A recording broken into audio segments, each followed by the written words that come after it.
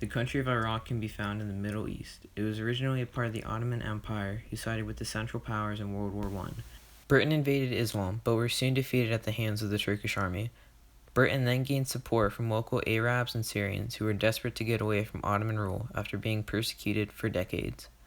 In 1916, the British and French made a plan for splitting up Western Asia, including Iraq, Syria, and Jerusalem. This was called the Sykes-Picot Agreement. Britain then captured Baghdad in 1917 in order to achieve peace and defeated the Ottoman Empire. After World War I, Iraq was a state under Britain control. Soon after Britain seized power, slavery was abolished. Britain then elected to choose Arab and Syrian leaders to rule the land of Iraq. Iraq was soon able to gain their independence in the year 1932. After gaining their independence from Britain, Iraq was subjected to a long line of small military forces called coups, who fought for control over their country. This is until Saddam Hussein came into power in 1979. His first act as a military dictator was to invade the neighboring country of Iran. This sparked an 8-year war between the two countries that pillaged major cities in each territory. Hussein utilized relentless war tactics, sending missiles into minor cities of Iran and wreaking havoc on Iranians. The 8 years of war left each country in ruins, which is why Saddam Hussein decided to use chemical weapons to attack the Iranian people. Shortly after the Iran-Iraq war ended, an ethnic group in the Middle East called the Kurdish were beginning to form a rebellion. After being mistreated under Saddam Hussein for decades, they wanted him out of power for good. They were well trained and willing to die for their cause. While Iraq was fighting the Kurdish rebellion, President George Bush and the USA had received information that Iraq could have been in possession of weapons of mass destruction. This would have meant that Saddam Hussein had had his hands on a nuclear weapon or a chemical bomb that he was planning to release on either his people or the world. Either one of these scenarios could have induced madness and chaos throughout the planet. This is why George Bush declared war on Iraq and started the Iraq War on March 20th, 2003. The U.S. would team up with the Kurdish rebellion in hopes of defeating Saddam Hussein and seizing dangerous weapons from his hands. A month after declaring war, the U.S. deployed 130,000 troops stationed in Iraq. Although our forces were strong, the Iraqi soldiers were no newcomer to war. They had fought Iran before and won. In addition to being well-trained and battle-tested from the Iran War, Iraqi soldiers were armed with a large number of tanks to hold off the U.S. and Kurdish rebellion.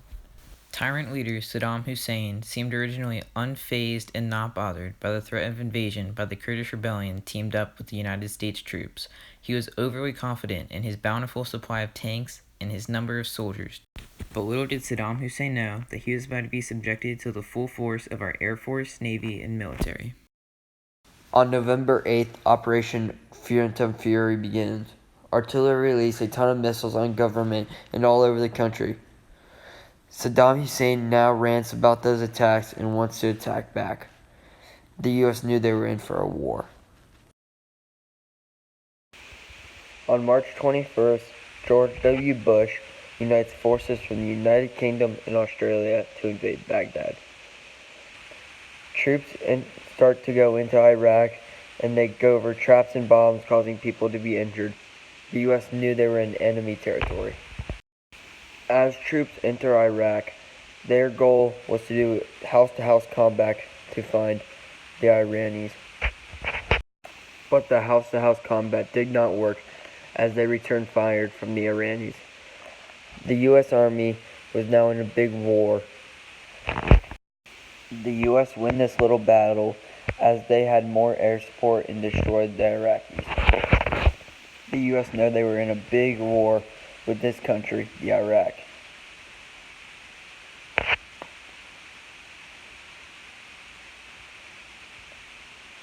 These two leaders, Saddam Hussein and George W. Bush, were both in combat mode as lots of gunfire led to destruction of the Iraq country. Various battles were fought in the Iraq area, and a special Iraq force held up a neighborhood for almost a week.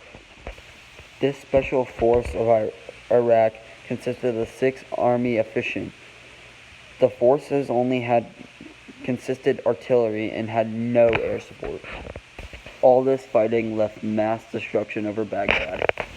During the battle, the British clashed on the right and the Allies had the air support to the United States. This prevented the British Army Division from participating in the attack on Baghdad, along with the U.S. ground troops. As a result of not having all troops, the Iraq forces melted away. As the normal Iraq forces stayed, they were only backed up by a couple of mortars, and it was successfully held up for 3 days.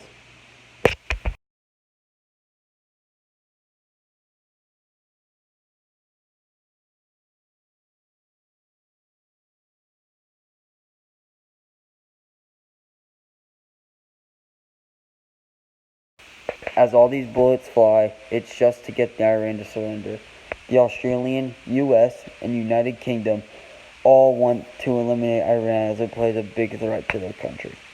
The war still goes on to this day since the start of it many years ago.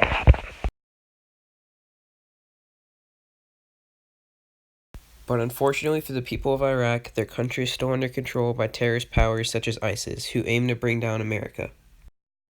As of now, the Iraq War cost the United States a total of $2.4 trillion. Unfortunately, the war took the lives of about 180,000 civilians and 4,500 U.S. military members. Although the Iraq War technically ended in 2011, we redeployed troops in 2014 to ensure the terrorist groups did not attack our soil. They still continue to fight to this day.